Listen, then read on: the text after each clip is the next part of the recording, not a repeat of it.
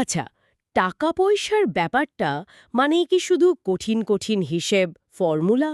আমাদের আজকের আলোচনা কিন্তু বলছে এটা তার চেয়েও অনেক বেশি মাথার ভেতরের খেলা, মানে মনস্তত্ত্বের ব্যাপার। হুম। আমরা মর্গান হাউসের একটা দারুণ বই, দ্য সাইকোলজি অফ মানি, সেটার কিছু ভাবনা নিয়ে কথা বলবো। খুব ইন্টারেস্টিং বই। শুরুতে একটা গল্প বলি, যেটা শুনলে হয়তো অনেকেই বেশ অবাক হবেন। রনাল্ড রিড নামের একজন লোক ছিলেন, পেশায় দারোয়ান। কোনো আহামরি আর্থিক জ্ঞান ছাড়াই মারা যাওয়ার সময় প্রায় $8 মিলিয়ন রেখে যান।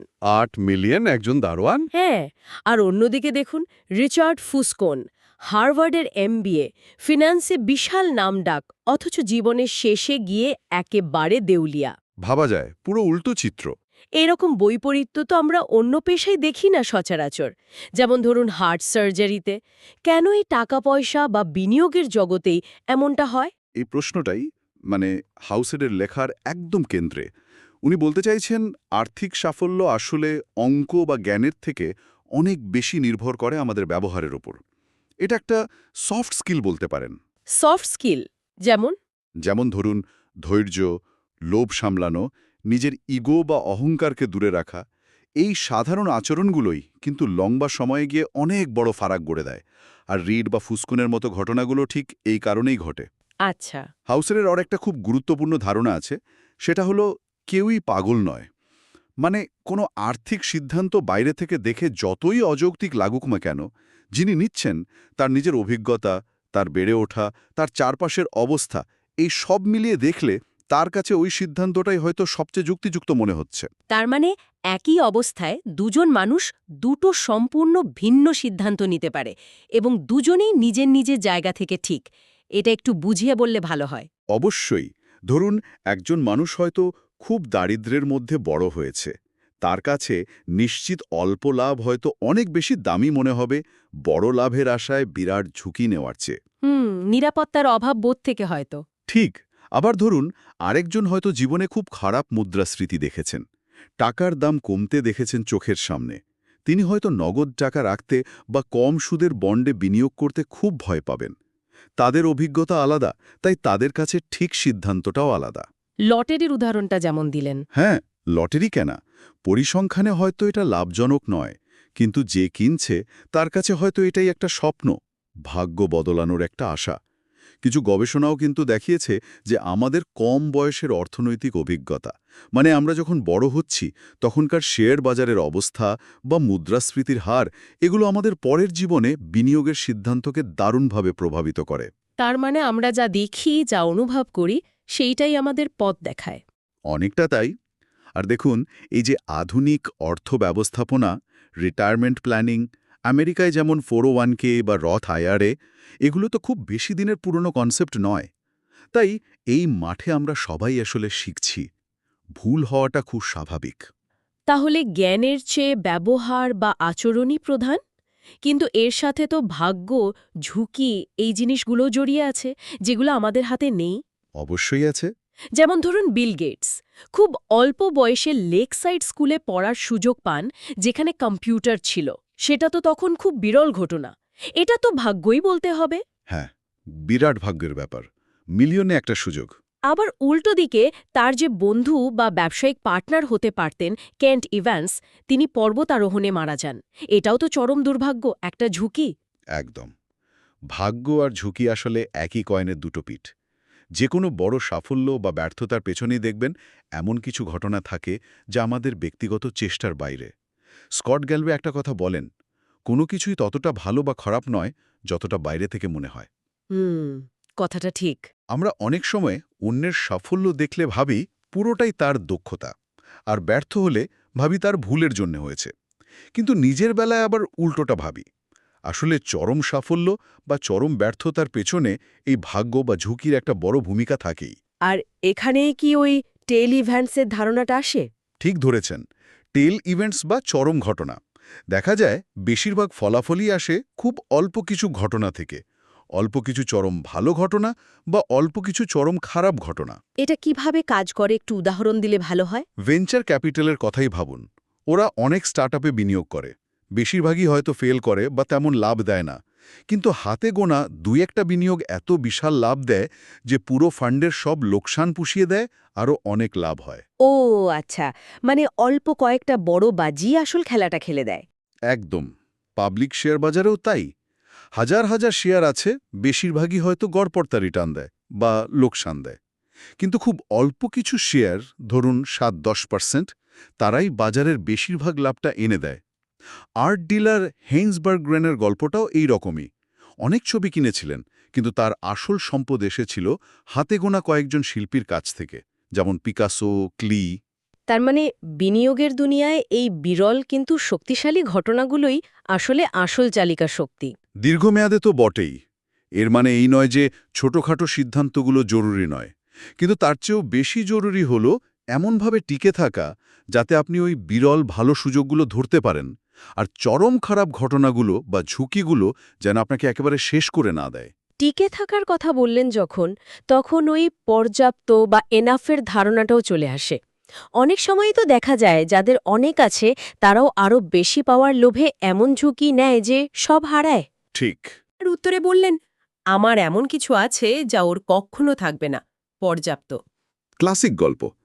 রাজত গুপ্ত দেখুন, ম্যাকিনজির সিইও ছিলেন, বা বার্নি ম্যাডফ, ওয়াল স্ট্রিটের কিংবদন্তি। কিসের অভাব ছিল তাদের? তবুও আরও বেশি পাওয়ারের নেশায় তারা নিজেদের সুনাম, স্বাধীনতা সবকিছু ধ্বংস করে ফেললেন। কেন এমন হয়? কেন থামতে পারে না মানুষ? এটাই হাউজের ভাষায় নেভার এনাফ সমস্যা। যখন আপনার লক্ষ্যের কোনো সীমারেখা থাকে না, মানে আপনার পর্যাপ্ত কোথায় সেটা আপনি ঠিক করেন না, তখন আপনি অবিরাম অন্যের সাথে তুলনা করতে থাকেন। যার 1 কোটি আছে সে হয়তো ভাবে 10 কোটিওয়ালার মতো হতে হবে, যার 10 কোটি সে হয়তো 100 কোটির স্বপ্ন দেখে। এই দৌড়ের তো শেষ নেই। কোনো শেষ নেই। আর বিপদটা হলো, এই আরও বেশি পাওয়ার লোভে আপনি যা ইতিমধ্যে অর্জন করেছেন, আপনার সম্মান, আপনার স্বাধীনতা, আপনার পরিবার, আপনার মানসিক শান্তি, সেগুলোকে আপনি বাজি ধরে ফেলেন। লং টার্ম ক্যাপিটাল ম্যানেজমেন্ট বা LTCM এর গল্পটাও তো বিখ্যাত। হ্যাঁ, নোবেলজয়ী অর্থনীতিবিদরাও ছিলেন সেখানে। ঠিক।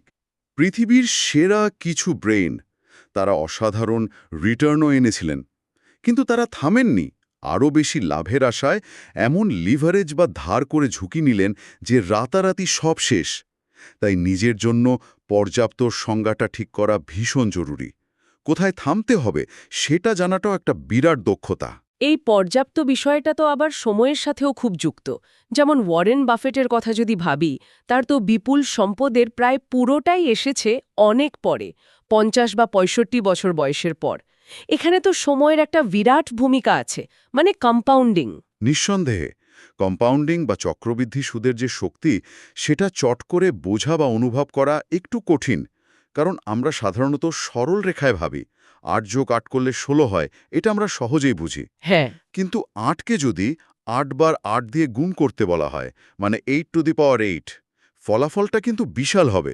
সূচকীয় বৃদ্ধি বা এক্সপোনেনশিয়াল গ্রোথটা আমাদের ধারণার বাইরে চলে যায় অনেক সময়।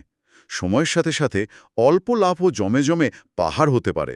কিন্তু এই সুবিধাটা পাওয়ার জন্য তো লম্বা সময় ধরে টিকে থাকতে হবে বাজারে। ঠিক, এটাই আসল কথা। বাফেটের সাফল্যের রহস্য শুধু ভালো স্টক বাছাই করা নয়, তার চেয়েও বড় রহস্য হল প্রায় ৮০ বছর ধরে বিনিয়োগ করে যাওয়া, লেগে থাকা। তিনি হয়তো প্রতি বছর সেরা রিটার্ন পাননি, জিম সাইমন্সের মতো গণিতবিদ হয়তো বছরে অনেক বেশি রিটার্ন পেয়েছেন। কিন্তু সাইমন্স তো অনেক পরে শুরু করেছেন। হ্যাঁ, আর বাফেট খেলাটা ছাড়েননি। এখানেই জেসি লিভারমোরের মতো কিংবদন্তি ট্রেডার, যারা বহুবার বিশাল সম্পদ গড়ে আবার সব হারিয়েছেন, তাদের সাথে বাফেটের পার্থক্য। সম্পদ গড়া আর সেই সম্পদ ধরে রাখা দুটো কিন্তু বেশ আলাদা মানসিকতার খেলা। তাহলে সম্পদ ধরে রাখার জন্য কিরকম মানসিকতা দরকার? এটা কি গড়ার থেকে আলাদা? হ্যাঁ, বেশ কিছুটা আলাদা। দেখুন, সম্পদ গড়তে হয়তো লাগে ঝুঁকি নেওয়ার সাহস, একটা আশাবাদী মনোভাব, একটু আগ্রাসী হওয়া। হুম। কিন্তু সম্পদটা ধরে রাখতে লাগে বিনয়। এটা বোঝা যে আপনার সাফল্যের পুরোটাই আপনার কৃতিত্ব নয়, কিছুটা ভাগ্য বা পরিস্থিতিও সাহায্য করেছে। লাগে কিছুটা ভয় বা সতর্কতা, যাতে আপনি সব হারিয়ে না ফেলেন। লাগে মিতব্যয়িতা, আর সবচেয়ে জরুরি হল টিকে থাকা, যাতে কম্পাউন্ডিং তার কাজটা করতে পারে। বাফেটের ক্ষেত্রে বলা হয় তিনি কি করেছেন, তার চেয়েও গুরুত্বপূর্ণ তিনি কি করেননি। একদম ঠিক। তিনি কখনো অতিরিক্ত ধার করে বিনিয়োগ করেননি, বাজারের বড় পতনের সময় ভয়ে সব শেয়ার বেচে দেননি, স্বল্পমেয়াদী লাভের জন্য নিজের ব্যবসার সুনাম নষ্ট করেননি। তিনি সবসময় একটা মার্জিন অফ সেফটি বা ভুলের জন্য জায়গা রেখেছেন। এমনভাবে প্ল্যান করেছেন যাতে কিছু ভুল হলেও বা অপ্রত্যাশিত কিছু ঘটলেও তিনি যেন খেলা থেকে পুরোপুরি আউট না হয়ে যান। এটাকে কি রুম ফর এরর বলা যায়, মানে ভুলের জায়গা রাখা? হ্যাঁ, রুম ফর এরার। এটা মেনে নেওয়া যে ভবিষ্যৎ অনিশ্চিত। আমাদের সব অনুমান বা পরিকল্পনা নিখুঁত হবে না, কিছু ভুল হবেই। তাই পরিকল্পনার মধ্যেই সেই ভুলের জন্য কিছুটা জায়গা বা বাফার রাখতে হবে। এটা তো জীবনে সব ক্ষেত্রেই লাগে। বাড়ি বানাতে গেলে বাজেট যেমন প্রায়ই বেড়ে যায়। ঠিক তাই, আমরা প্রায়ই এই ভুলের সুযোগ রাখার গুরুত্বটা কম করে দেখি। ভাবি সব ঠিকঠাক চলবে। কিন্তু বিনিয়োগের জগতে এটা মারাত্মক হতে পারে, কারণ এখানে অপ্রত্যাশিত ঘটনা মানে ব্ল্যাক সোয়ান ইভেন্ট আসতেই পারে। আর বাজারের যে স্বাভাবিক ওঠানামা মানে ভোলেটিলিটি, হ্যাঁ, যা দেখে অনেকেই ভয় পান। সেটাকে জরিমানা বা ফাইন হিসেবে দেখলে চলবে না। ওটা হলো বাজারে দীর্ঘমেয়াদে থাকার জন্য একটা ফি বা মূল্য যা আপনাকে দিতেই হবে। যেমন ডিজনিল্যান্ডে ঘুরতে গেলে আপনাকে এন্ট্রি ফি দিতে হয়, তেমনি শেয়ার বাজারে লম্বা সময় ধরে লাভ করার জন্য এই অস্থিরতার ফিটা দিতে হয়। যারা এই ফি দিতে রাজি নন, মানে অল্প অস্থিরতাতেই ভয় পেয়ে বেরিয়ে যান, তারা প্রায়শই বড় লাভের সুযোগটা হারান। তার মানে লম্বা সময় টিকে থাকা, ভুলের জন্য জায়গা রাখা আর বাজারের অস্থিরতাকে জরিমানা না ভেবে ফি হিসাবে দেখা, এগুলোই সম্পদ ধরে রাখার চাবিকাঠি। এর সাথে কি অর্থের আসল উদ্দেশ্য বা তার মূল্যের কোনো যোগ আছে? বইটাতে তো স্বাধীনতার উপর খুব জোর দেয়া হয়েছে। খুবই জরুরি একটা পয়েন্ট। হাউজেলের মতে টাকা আপনাকে যা সবচেয়ে সেরা জিনিসটা দিতে পারে তা হলো আপনার সময়ের উপর নিয়ন্ত্রণ, স্বাধীনতা। মানে আপনি যা করতে চান, যখন করতে চান, যার সাথে করতে চান, যতক্ষণ ধরে করতে চান, সেই ক্ষমতাটা। এটাই হলো অর্থের আসল ডিভিডেন্ড বা লাভ। সময়ের উপর নিয়ন্ত্রণ? হ্যাঁ, লেখক তার নিজের জীবনের উদাহরণ দিয়েছেন। ইনভেস্টমেন্ট ব্যাংকিংয়ে ইন্টার্নশিপ করার সময় ভালো টাকা পেতেন, কিন্তু দিনে 18 ঘন্টা কাজ করতে হতো। নিজের সময়ের উপর কোনো নিয়ন্ত্রণ ছিল না। তিনি অসুখী ছিলেন। আমরা অনেকেই হয়তো বেশি মাইনের চাকরির পেছনে ছুটি, কিন্তু এটা ভাবি না যে এর জন্য আমাদের জীবনের উপর কতটা নিয়ন্ত্রণ হারাতে হচ্ছে। বিশেষ করে এখনকার এই নলেজ ওয়ার্কের যুগে কাজ আর ব্যক্তিগত জীবনের সীমারেখাটা প্রায় মুছেই যায়। ফলে মনে হয় যেন আমরা সবসময় কাজের মধ্যে আছি। এটা ঠিক, একটা চাপ সবসময় থাকে। কিন্তু আমরা তো প্রায়ই দেখি মানুষ টাকা দিয়ে দামি গাড়ি কেনে, বড় বাড়ি বানায়, নিজেদের সচ্ছলতা দেখাতে চায়। এটাই কি তাহলে আসল সম্পদ নয়? এখানেই হাউসেল রিচ আর ওয়েলদি হওয়ার মধ্যে একটা পার্থক্য করছেন। রিচ হওয়া মানে আপনার বর্তমান আয় বেশি, যা দিয়ে আপনি দামি জিনিস কিনে লোককে দেখাতে পারছেন। এটা দৃশ্যমান। হুম। কিন্তু ওয়েলদি বা সত্যিকারের সম্পদশালী হওয়া মানে হলো সেই আয় যা আপনি খরচ করেননি, যা ভবিষ্যতের জন্য জমানো আছে। সম্পদ আসলে সেটাই যা দেখা যায় না। আপনার ব্যাংকে জমানো টাকা, আপনার বিনিয়োগ, যা আপনাকে ভবিষ্যতে নানা বিকল্প বা সোয়া দেয়, নমনীয়তা দেয়। মানে যা খরচ হয়ে গেল সেটার সম্পদ নয়। ঠিক। রিহানার একটা উক্তি আছে না, টাকা দিয়ে জিনিস কিনলে তোমার কাছে জিনিসই থাকবে, টাকা নয়। দামি গাড়ি দেখে আমরা হয়তো চালকের প্রশংসা করি না, ভাবি ইস, আমার যদি এই গাড়িটা থাকতো। আমরা আসলে সম্মান চাই, আর ভাবি দামি জিনিস কিনলে লোকে সম্মান করবে। কিন্তু বেশিরভাগ সময় তা হয় না। আসল সম্পদ হলো ওই অদৃশ্য সঞ্চয়, যা আপনাকে যে কোনো পরিস্থিতিতে আত্মবিশ্বাসের সাথে সিদ্ধান্ত নেওয়ার স্বাধীনতা দেয়। রোনাল্ড রিডের কথাই আবার ভাবুন। তার ওই বিপুল সম্পদ তো কেউ দেখতে পায়নি তার মৃত্যুর আগে। তার মানে সঞ্চয় করাটা খুব জরুরি, শুধু কোনো নির্দিষ্ট লক্ষ্য পূরণের জন্য নয়, বরং সঞ্চয়ের জন্যই সঞ্চয় করা। একদম। হাউসোল বলছেন, সঞ্চয় আপনাকে নমনীয়তা দেয়, অপ্রত্যাশিত বিপদ সামলানোর ক্ষমতা দেয়, কোনো সুযোগ এলে সেটা গ্রহণ করার স্বাধীনতা দেয়। আপনার আয় যতই বাড়ুক, যদি আপনার জীবনযাত্রার খরচও সেই তালে বাড়তে থাকে, তাহলে আপনি কিন্তু আসলে খুব বেশি সম্পদশালী হচ্ছেন না। মানে আয় আর ব্যয়ের মধ্যে একটা ব্যবধান রাখাটা জরুরি। খুবই জরুরি। সম্পদ আসলে তৈরি হয় আপনার অহংকার, মানে আপনার জীবনযাত্রার মান বা খরচের ইচ্ছে, আর আপনার আয়ের মধ্যেকার যে ব্যবধান সেটা থেকে। আর মজার ব্যাপার হলো, এই সঞ্চয়ের হার বাড়ানোটা কিন্তু প্রায়শই বিনিয়োগে সর্বোচ্চ রিটার্ন খোঁজার চেয়ে অনেক বেশি কার্যকর। কারণ সঞ্চয়টা আপনার নিজের নিয়ন্ত্রণে। কম চাহিদা রেখেও সুখী থাকতে পারাটা আসলে একটা আর্থিক সুপার পাওয়ার। এই যে এতক্ষণ ধরে ব্যক্তিগত পছন্দ, মানসিক শান্তি, নমনীয়তা এগুলোর উপর জোর দেওয়া হচ্ছে, তাতে মনে হচ্ছে অর্থ ব্যবস্থাপনায় সবসময় কাঠখড়টা যুক্তির থেকে একটু নমনীয়, মানে যুক্তিসঙ্গত বা রিজনেবল হওয়াটাই হয়তো ভালো। খুব ভালো একটা পয়েন্ট তুলেছেন। আমরা তো রোবট নই, তাই না? মানুষ। কাগজে কলমে হয়তো একটা বিনিয়োগ কৌশল সবচেয়ে ভালো রিটার্ন দেবে, কিন্তু সেটা যদি আপনাকে রাতে শান্তিতে ঘুমাতে না দেয়, যদি সবসময় একটা টেনশন লেগে থাকে, তাহলে সেই কৌশল আপনার জন্য নয়। ঠিক।